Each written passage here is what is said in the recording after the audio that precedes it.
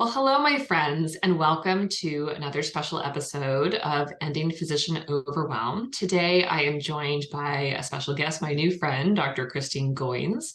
Dr. Goins is an integrative adult and pediatric psychiatrist, and she is a big proponent of physicians having location freedom, which we're going to talk all about today. Dr. Goins, thank you so much for joining me today. Thank you for having me. I'm so happy to be here. Yeah, of course. So we often start off the conversation, talking about our experiences with burnout, our places where we have bumped up against the system, right? The system can be this very dehumanizing place, and there are so many different facets of it that it can look really different for each of us, even though there are definitely some common themes. So let's start out by having you share just a little bit about, who you are, and then we'll jump into your story. Absolutely. So, as you mentioned, I'm an integrative adult and pediatric psychiatrist. I'm also a digital nomad. I'm a physician coach, and I help physicians work from anywhere, as little or as much as they'd like. And so my journey into medicine really started when I was very young. I knew I wanted to be a doctor since I was 8 years old. So, the passion, the desire has been there for a long time. And so coming to that place that many of us have been where we're grappling with burnout was a surprise for me because, this was my life dream. Right. We worked so hard for so long, even if it Yeah. wasn't since 8, right? But for Yes. many of us, it was. Yeah, it's heartbreaking. Yeah, yeah. And so, I think my first experience of really like bumping up against the system, I like the way that you said that, was really in medical school. So it started pretty early, having periods of experiencing demoralization, being on rounds where, I'm this eager med student, just like wanting to soak up Excited to everything. be here. And yeah. And in those situations, having attendings tell me, when you're around, it's like you're invisible, Mm, or it's like you don't even exist to me. And when you're a med student, you're trying to grapple with this new identity that you're taking on. Becoming a physician is something you've always wanted to do. And so there's these components of really having to reevaluate who you are and at the same time really learn about who you are outside of other people's opinions. right. And so that was an experience that I noticed not only I was grappling with, but other peers as well who were being told like they could never be this kind of doctor, or I'm surprised you Mhm. even got into medical school. So there was a lot of that. And so that was definitely a part of it. There was a part of feeling as though the humanity of not only us as students, but also the patients sometimes would come up, Mhm. being in rooms, as a student, when I would hear residents say, oh, we're not going to round on that person. They're a Jehovah's Witness and they're not going to take blood. They're going to die anyway. Like it was like Oh, my yeah. heart would just be like, oh my gosh, what am I getting into? Because it's just different than I thought it was going to be. Yeah. And of course, that doesn't symbolize everyone or even probably most doctors I've ever met, but it was just something that was really jarring in my Yeah. experience. And so there are things that even decades later, I still think about like, wow, this was really part of my experience. And so there would be moments even then that I would, after rounds and things would be done, I would go into my car and just cry before Yeah. I went home. Mm. I would cry for an hour in the parking lot, and then I would get myself together and go home and study for the next Right. day. Right. Because we're gonna show up and yeah, it's such an odd thing, right? Because you're working so hard, you're so excited to be there, you're hearing this, this really awful stuff, right? Coming out of other people who are probably deep in burnout and Yes. dealing, with it in, that deep cynicism, but also being told it's like you're not there, that you're invisible. Ouch. Mm-hmm. Mm-hmm. Yeah. And so, and for many of us in medical school, right, like we don't have a lot of choice, really. I mean, yes, technically we could leave, right? But most of us don't really see that as a choice, right? We're going to continue kind of along the path. What followed, kind of those early experiences for you? For me, I really relied on community, the community that I did create within medical school. And that really helped me because we had a lot of similar experiences in some ways. And so we were able to, encourage and support each other and say, like, this does not define who you are. We're still going to be doctors and we're going to be different. And we can use these experiences to propel us forward. And so that's kind of what we kind of rallied for. And so I, continued on. And there were experiences similar in residency and similar in fellowship, but there were also these moments during all of these different periods along the way where work was just a little bit less, like that last year of a residency or fellowship, and things are just a little bit lighter. You're kind of the senior, a little bit more than the other or the lower, years. And there's a confidence that comes with it. There's also some more time that comes with it. And so I noticed during those moments that I felt more engaged. I felt more excited about the work that I was doing.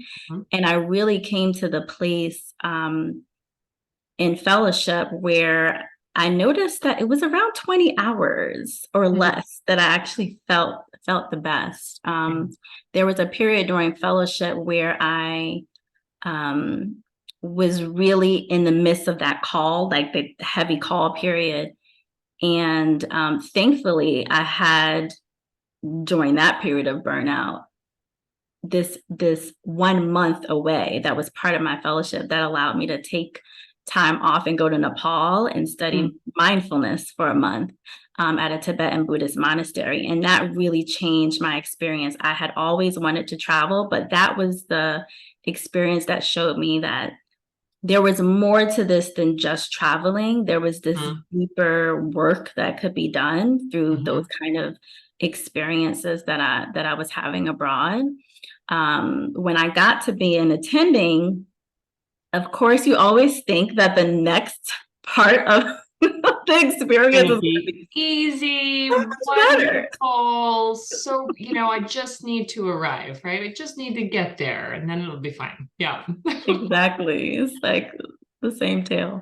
So I got there and I thought, okay, I'm going to finally do all the things. And I was doing all the things, I was working with the community that I always wanted to work with since I was a kid. I was working in all these diverse settings and nonprofits and schools and hospitals. I was teaching. I was the associate program director. I was chairing the EDI committee. I was doing all the things. And I noticed that the more things that I was doing, the more exhausted I was, the more disconnected I felt to even my own physical body. I would start to have chest pains in the middle of the day. And I knew I wasn't having a heart attack, but I was like, this has to be stress or anxiety. Something's going on. Yeah. I was trying not to be the person that goes to the ED in the middle of the day, but yeah. And it's that tension, right, between I'm either the person who goes to the ER every day and gets ruled out, or I'm the one who really has the thing, right? Exactly. And I miss it. Yes. So much pressure. Yeah. And so there's a couple elements in there, right? So you had this earlier experience where you noticed that, 20 hours of patient care seemed to be, kind of like a sweet spot for you. And then there were all these like wonderful things that you wanted to do and like, engaging experiences, but it was kind of too much. And I'm wondering, in that spot, right, where you were kind of taking on too much, were you remembering kind of that 20 hours a week? Like what were you looking back at and seeing was okay or not okay? Or did you have any judgment about the 20 hours a week being, enough or too much? I think at that point, I was just following the path. Mm-hmm. It wasn't this, I didn't have my revelation yet Mm-hmm. that I could do this right out of training. Mm-hmm. I was only a year and then a second year, out of training. And that's not what people did. Mm-hmm. When I went to and I had an amazing boss, thankfully, and I was like, oh my gosh, I'm so tired. And he was like, people don't take 6 weeks. I'm telling you to take 6 weeks off a year. And that's a lot for some. There's some physicians who don't even take 4 weeks off a year. And Absolutely. so, he really wanted me to do that. And even when I was doing that, other physicians, peers were like, hey, how are you taking more Doing than that. the Yeah. allotted Yeah. Yeah. so it wasn't part of, I think, the culture Mm-hmm. to do that. And I think at that point, when you're a newbie attending, you're just trying to fit in, you're trying to go along, you're trying to prove yourself in these different ways. Like that's kind of the grooming that you've had along medical school, and the whole trajectory is that it takes hard work, and it takes this, it takes that. You need to say yes, you need to be and there's some intersectionality to that with being a woman physician. There's some intersectionality with that with being a Black woman physician, that Yeah. all of those things kind of come together, and you have a lot of thoughts that you can change but thoughts that come up around who you feel you're striving to be. And so it did take me till later in that second year, once I was experiencing more of these physical ailments. I think at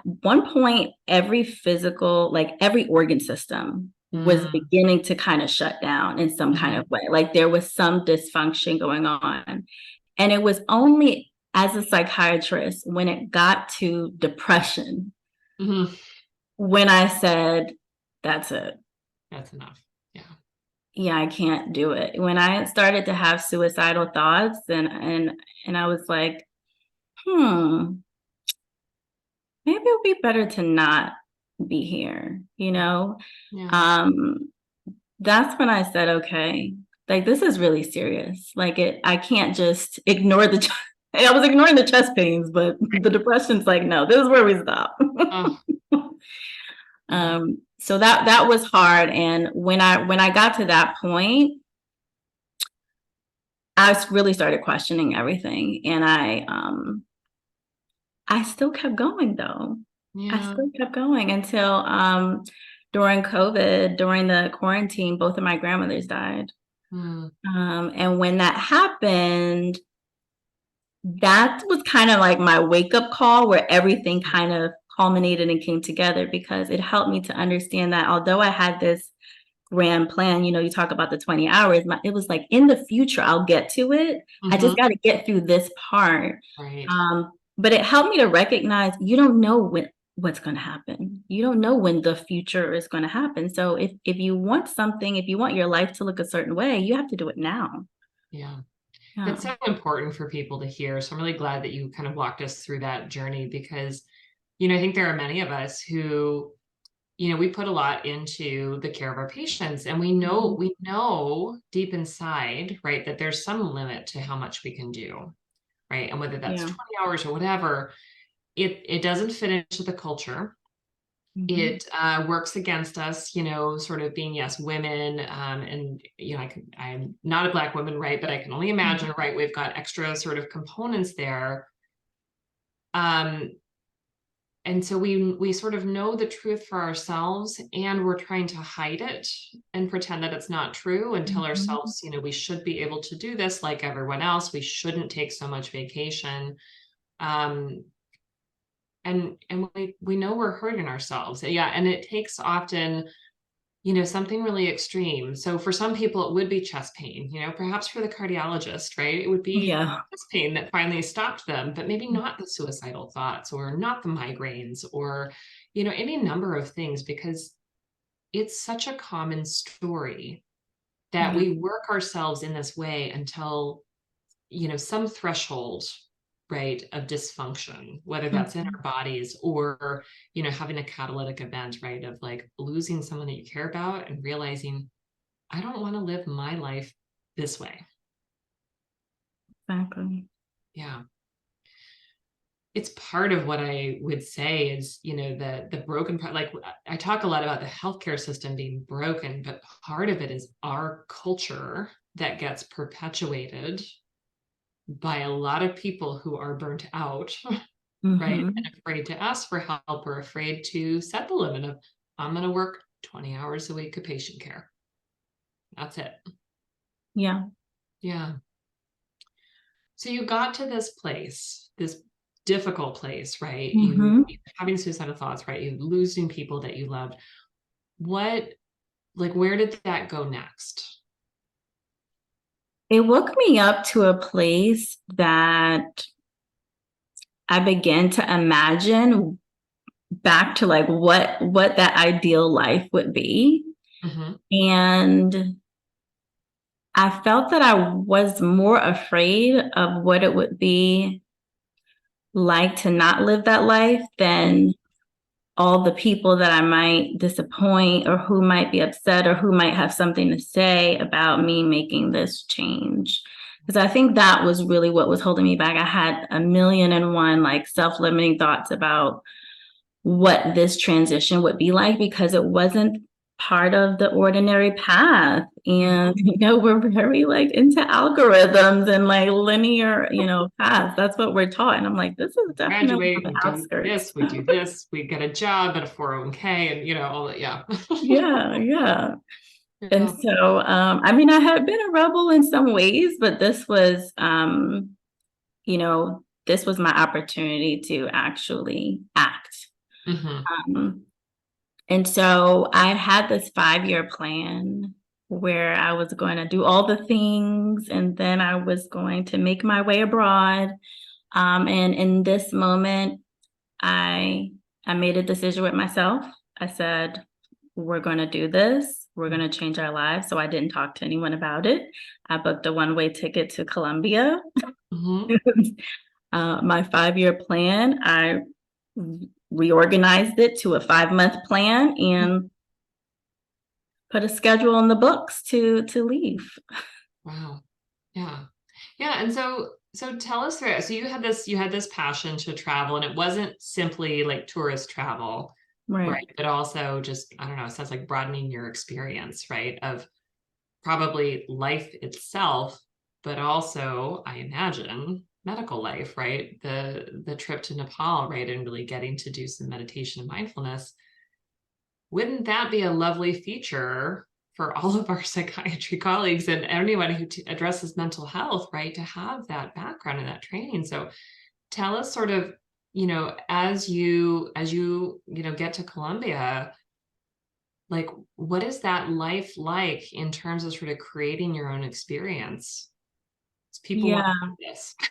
for sure, for sure. I think first it was clarity of what I wanted that life to look like. So I had always thought it was very backwards Mhm. to work 5 or more days a week and have 2 days off. So the immediate change that I made was that I was only going to work 2 days and I was going to have 5 days off because that just made more sense, you know? Everybody's jaw just dropped. Yeah. They want to know Um, more. so that's what I decided to do. I had always really thought about having multiple streams of income because I'm really passionate about a lot of different things. Mhm. And it was really hard to deny that, even coming out of fellowship. And so I had a PLLC where I Mhm. was doing some contract work and some consulting work on the side. And Mhm. so I continued doing that work even when I left my full-time work in academia. And so I continued that work. just a couple days a week. And it really allowed me to experience the time freedom that I needed. There's something that is really magical about having time. It just provided me this space to really gain clarity about what I wanted. I could do deep introspective work on my mind that when you're working 60, 70 hours a week, it's like you don't even have time to think yourself out of the situation, really. Or the bandwidth to be able to even get started, right? Exactly. Yeah, it's just more difficult. It takes so much more, energy and intentionality to do that. And so having that space really allowed me to work on my relationship with myself and to develop a practice of consistently making decisions that were in alignment with my highest values. Mm-hmm. And so that's kind of what that initial time really looked like. I began pretty immediately to experience the therapeutic aspects of travel, which has been shown to decrease, symptoms of depression and anxiety, to decrease stress, to really allow for more emotional stability. And I was experiencing that along with the time freedom. That helps a lot. Yeah. Both are important. Yeah. We just heard the psychiatrist say this: time freedom, right? The ability to have time and space to think, and travel. Yes. Lovely. Yes. Yeah. And so tell us a little bit about, kind of what those components are like now, because you do practice and you have this coaching work that you're, bringing to the physician community. So talk to us a little bit about what that looks like. Yeah. So after about 2 years into my journey, you know, I really saw myself like transform in so many different ways. And another thing about having time freedom is that it allows you to really tap into your imagination and your creativity. And during that time, I started to think, what could I give a value? Like, what else could I be doing? What if more physicians knew about the opportunity to have this kind of freedom, to have this kind of life, whether it's the freedom of time, whether it's being able to be wherever they want to be. It doesn't have to be out of the country. Maybe it's they want to be, at their kids' preschool in the morning, or they want to be with their mom when she goes to doctor's appointments. It looks different for everybody, but I know that it's something that when I talk to physicians, it's something they really, really desire, is to have that flexibility and to be able to design a lifestyle that is, complementary to their true values and what they want. And so that was really the birth of Nomad MD. I said I could really provide this service to other physicians and to help them think through, what they want most, what they need most in terms of really designing a life that they are excited to live, not that they are just grappling with and struggling through. Yeah. And talk to us a little bit about the practical details, because you are still doing telehealth, right? That is US based, and you don't have to be in the US. And a lot of people are curious about that, because many of us had never imagined. I mean, COVID, sort of birthed a lot of new ideas, right, for people. But I can imagine someone listening to you and they're thinking, well, that's great, but how can I work? I'm not a coach, I need to see patients. What does that look like? Yeah, I think it's about, so it's different for every physician, because every physician has their own idea of like what is really important to them and what kind of work is most important to them. So for me, it's helping to think through, what is your passion? There's this special sauce that every physician has, their medical expertise, their skills, their talents, their attributes their life experience. And when they put all of that together, there is something that every physician can offer the world that nobody else can. And so whether that is through consulting, whether it's through coaching, whether it's through telemedicine, whether it's through writing or speaking, there's a myriad of ways that they can do it, both clinical and non-clinical, that can lead them to a way of working where they are being paid highly for their, high skill set, but also that allows them more flexibility and freedom in terms of where they're located in space and their time, which I think is very different when we're employed by either like hospital systems or, other types of employment. There's ways to do it being employed also, like some people do locums and they have a sense of freedom that most people don't have being in the hospital as well. But it can look like these different things. Like for me, it's doing a lot of consultation and contracting with other medical institutions or pediatric offices that allows me to do that work virtually, but when people are working with different types of systems, particularly like if you're working a lot with insurance systems, they don't, you don't have that same flexibility because there's a lot of regulation around that, right? So yeah. But I think it's such an important point that there's more opportunities out there than you will see on a job board, right? That you will, see when you're sort of searching for jobs, but it does take thinking flexibly, like, okay, well, there is the insurance system, and now there are these non-insurance systems that aren't only for the uber wealthy, right? They're just different models. And you never know until you ask, right? I was just thinking as you were talking and saying like, contracting with pediatric offices that want to offer psychiatric care to their patients, they may not need or want you in the office 5 days a week, but wouldn't they benefit, right, from having that available to their patients? There's many sort of specialty areas that would be very similar, but it's not what we saw, right? It's not something that you'll just find in a regular job search, but so important to think about.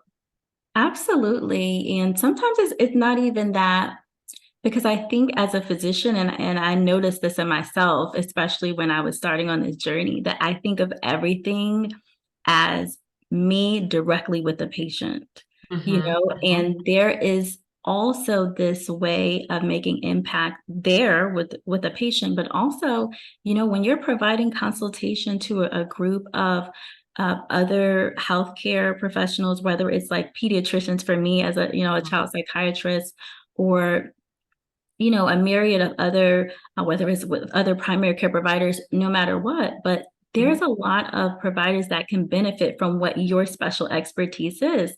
And helping them means helping a lot more patients than you would ever be able to help one-on-one. And so it's really also just thinking flexibly about how broad your impact can be in the earth if you just allow yourself, like you said, to think more flexibly and outside the box. Yeah. So I want all of my listeners who do breastfeeding medicine to listen up here, right? Because just imagine, right, if a pediatric office had that embedded and pediatric psychiatry, just imagine how much better that would be, right, for patient care. But we have to create that, right? We have to really think like, who needs me? Where can I find them? Where are they? In a different way than we're used to, with the way that we've been trained, and okay, go get a job. Exactly. It takes a different mindset, but it's the skill that we have when we're thinking about a patient case, and it requires some creativity, and there's a patient who needs a medication that can afford it. We will turn over charts and go online and do deep, like we'll spend so much time and effort to make it happen, and we get really creative. I think we need to give that same passion to ourselves and think through these things for our own lives. Yeah. And maybe think of ourselves as the recipient as being as important and worthy of that flexibility and that creativity as we do for our patients, right? Absolutely. Yeah. Yeah.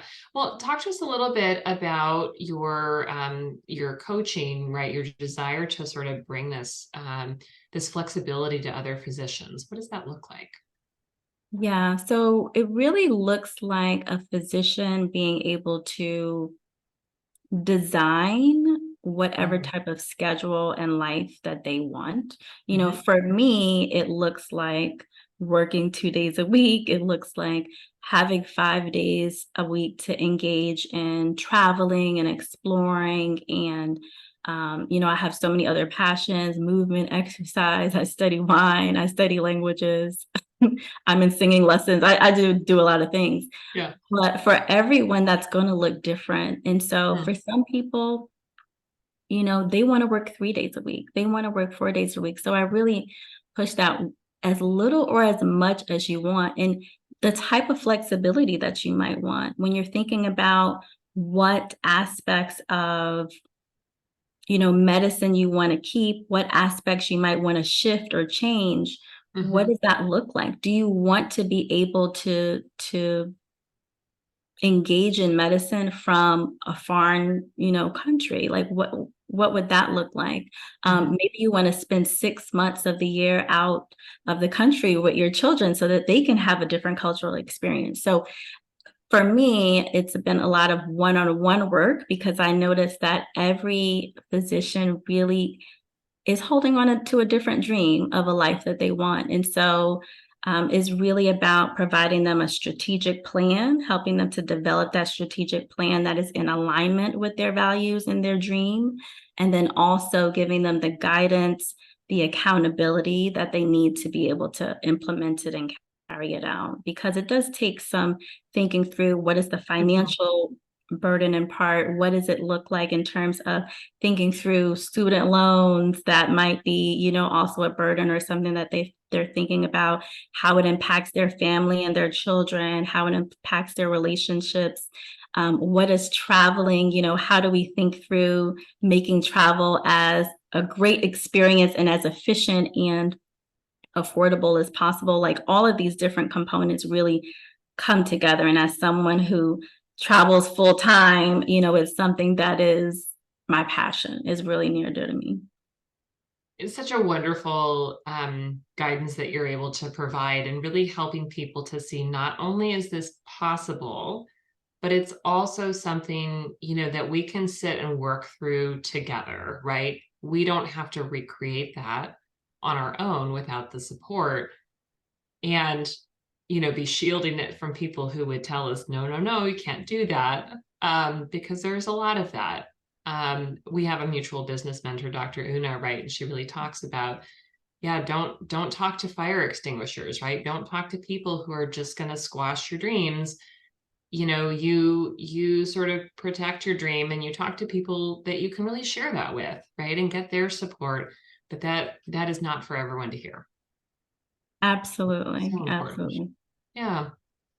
And someone out there is listening and their mind is blown right now and they're in a place, right, where they're feeling maybe stuck or trapped and like they could never have that life. What is it that you want them to know right now that you wish that you could have known, kind of when you were in your darker phases? I wish I would have known that there's always a way out. You know, there's a quote that someone had mentioned when I was really doing a deep dive in my next step. And a woman said, if you have a deep spiritual longing for travel, don't ignore it. Mm, It is an outward journey for an inward purpose. mm, And it really touched me to hear that because that was me. mhm, And I knew that if I had this inspiration, it was the universe giving it to me. And the universe was going to be able to provide everything that I needed to get to where I was going. So I just had to hold on to that. And so I would encourage, the person listening to know that if you have a desire in your heart, it was placed there for a reason. you have everything that you need inside of you, and you can gather the supports that you need outside of you to make that happen. Yeah. Like maybe your job is not to suppress that, right? Your job is to figure out, I wonder how this might be possible. Yes. And who can help me? Yes. I love that.